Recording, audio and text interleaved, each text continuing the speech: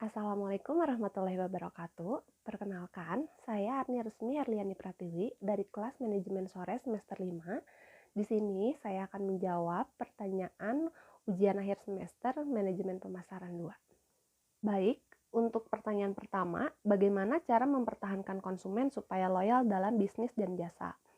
Yang pertama, kita harus menjaga dan meningkatkan kualitas produk. Salah satu cara mendapatkan kepercayaan pelanggan adalah menjaga dan terus meningkatkan kualitas produk layanan yang kita tawarkan. Menjaga kualitas produk dan pelayanan berarti kita juga menjaga loyalitas kepercayaan pelanggan. Jika kualitas produk atau layanan mengalami penurunan, tentu akan mengecewakan pelanggan dan membuat nilai produk dipertanyakan. Lalu yang kedua, membuat program loyalitas pelanggan. Program loyalitas pelanggan merupakan strategi yang ampuh untuk membuat pelanggan melakukan pembelian kembali. Jika bisnis baru akan memulai program ini, pastikan membuat dengan unik dan sekreatif mungkin, karena program ini memberi dampak yang besar kepada pelanggan. Lalu yang ketiga, pelayanan yang baik. Selain menarik konsumen baru, pelayanan yang baik juga akan menjaga loyalitas konsumen. Bagian dari perusahaan yang sering berinteraksi dengan pelanggan adalah customer service dan tim sales. Untuk itu, penting bagi perusahaan memberikan pelayanan atau pelatihan agar tim tersebut dapat memberikan pelayanan dan kepuasan kepada pelanggan. Baik, yang keempat, kita menanyakan feedback kepada customer. Menanyakan feedback dari pelanggan terkait produk untuk mengetahui apa saja yang kita dapat pertahankan dan apa saja yang harus kita perbaiki. Apabila memiliki toko fisik, kita dapat menanyakan feedback dari pelanggan sambil mengobrol atau sambil ngopi atau sambil mengobrol santai. Namun ada cara lain yang lebih efektif yaitu dengan melakukan survei kepuasan serta menyediakan kotak khusus untuk menerima kritik dan saran. Lalu yang kelima, bangun hubungan lebih dengan pelanggan.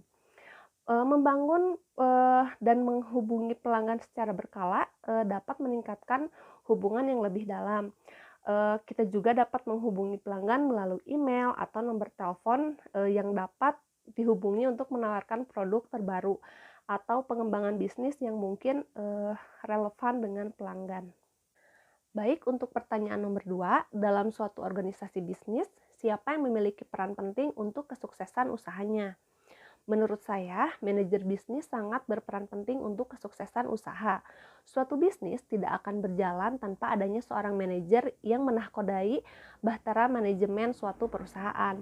Tidak hanya untuk bisnis atau usaha besar saja, tetapi untuk bisnis atau usaha kecil juga sangat diperlukan manajer bisnis. Dan apabila untuk usaha kecil, kita sendirilah yang menjadi manajer bisnisnya. Manajer memegang banyak sekali peranan.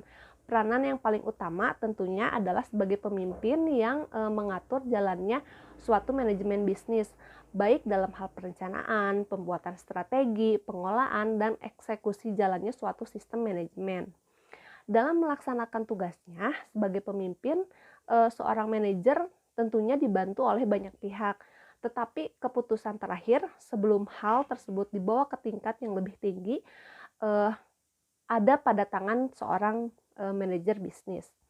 Manajer bisnis pun harus dibantu dengan komponen-komponen di dalamnya seperti manajemen keuangan, manajemen marketing, manajemen produksi, manajemen distribusi, dan manajemen sumber daya manusia demi kesuksesan yang akan diraih. Baik, untuk pertanyaan nomor 3, pada pemasaran integritas, hal penting apa yang harus diperhatikan dan jelaskan? Menurut saya, pemasaran integritas itu kompleks. Tidak hanya membutuhkan pemikiran tentang saluran yang akan dimanfaatkan, tetapi juga internet, audiens, target, konten, irama, teknologi, dan pelacakan untuk memastikan kampanye benar-benar sukses dan mendorong pendapatan. Semua itu harus berjalan beriringan dan harus seirama, harmonis, dan selaras untuk menciptakan pemasaran integritas yang efektif. Untuk pertanyaan nomor 4, contohkan satu bisnis yang mengenalkan pasar baru.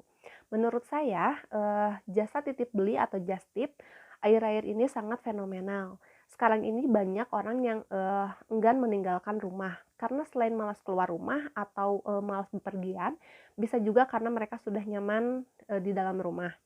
Dengan memanfaatkan fenomena ini, dengan menjalankan jasa titip atau just tip sebagai peluang usaha baru di beberapa tahun ke belakang ini, misalnya kita bisa pergi ke mall atau suatu tempat, lalu kita menawarkan teman-teman untuk menitipkan barang yang mereka inginkan.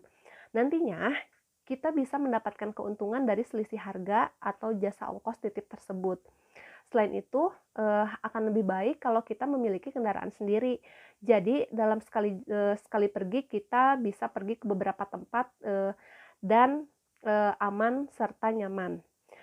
Sebagai langkah awal, kita juga bisa menawarkan kepada orang-orang terdekat atau teman-teman terdekat kita. Lalu kita dapat mempromosikannya kepada followers-followers di media sosial. Sekian dari saya. Wassalamualaikum warahmatullahi wabarakatuh.